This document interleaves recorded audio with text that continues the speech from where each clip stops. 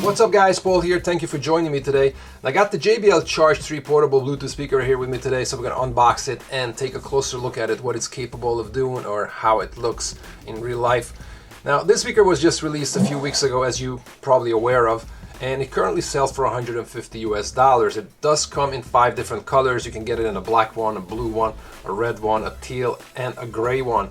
Now today I got the black one here with me, and this speaker, just because of its price range, I think is going to be very popular amongst people because it fits into the category of speakers alongside with the Bose Soundlink Mini, the UE Boom 2, the Riva S, and all of those speakers are definitely a lot more expensive than the Charge 3, and this speaker does have features that the other speakers don't have, and we'll take a look at it in just a second. So let's take it out of the box and see exactly what we have in here. And so the first thing we have on top here is this Charge 3 lid, and this is nothing else but just a foam lid to protect the speaker. And here is the Charge 3. Now as you can see, the first impression when you look at the speaker, it looks a lot like its bigger brother, the JBL Xtreme, but in a smaller version. Behind this flap here, we have a micro USB charger cable, so you're going to be able to charge this from USB sources, and a USB charger, as you can see, this one here with a US type plug, but you don't necessarily have to use this. You're going to be able to charge the speaker from any USB source. And we also have the manual, and that's pretty much what we have in the box here. As so taking a closer look at the speaker, you can see that the buttons are laid out the exact same way as it was on the Xtreme.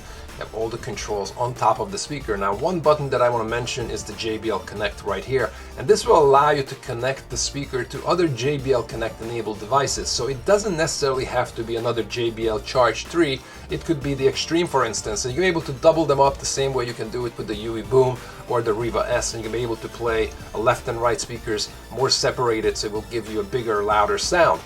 Now, as you can see, the speaker is covered by this black nylon mesh material that wraps around the whole speaker, and this is waterproof. The speaker is rated IPX7. That means that you're going to be able to drop the speaker into water and it can be submerged up to 1 meter deep for 30 minutes and it will still not be damaged by the water. On the front we have the JBL logo on this orange background, and as we continue down to the bottom you can see that there's this kickstand that protrudes out of the body, and on this kickstand we have 5 little dots on the front here, and these are our LEDs, and this will indicate the amount of charge left in the internal battery. And the speaker does come with a 6000 milliamp lithium ion battery, which is a super powerful battery for a size of speaker like this. And because of this, JBL actually allows other components like your iPhone or Android devices to be charged from the speaker because of its large battery. So we have a USB port right here for an output just to charge your external devices.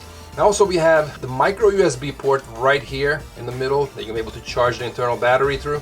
And then we have a 3.5mm auxiliary mini jack input. So if you have devices that don't have Bluetooth connectivity, no worries, you're going to be able to connect it to the speaker with a mini jack.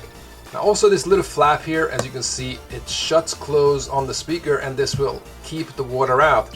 It has little gaskets that go around the edge here, so you got to make sure that this gets closed properly before you drop it into the water. On the 2 ends of the speaker you can see the big JBL logos, and this is not only here for looks, but these are our passive radiators on both sides, and this will increase the bass response of the speaker and give it that nice deep bass. Alright, so that's the speaker. Now let's turn it on, let's connect it to my device, and let's test it out. Alright, so what I'm going to do is I'm going to connect my phone to the speaker, but let me just show you one thing before I do. If I power the speaker on, it makes that sound, so the speaker has sound effects, and right now you can see that the power button is glowing white on top. Also, if I turn the speaker, you can see that there's the 5 LEDs on the bottom right now glowing white, so that means that there's approximately 100% charge left in the internal battery. Now, to power the speaker off, I'm going to just press it quickly. It makes that sound again, and now it's off. So let's power it back on and connect to the phone. Just wait for that sound. I'm going to press on the Bluetooth connect button quickly, and it's just going to start making that sound. And also you can see that the power button is now flashing blue, indicating that it's ready to connect. Also on the screen it comes up as JBL Charge 3, so I'm going to select it,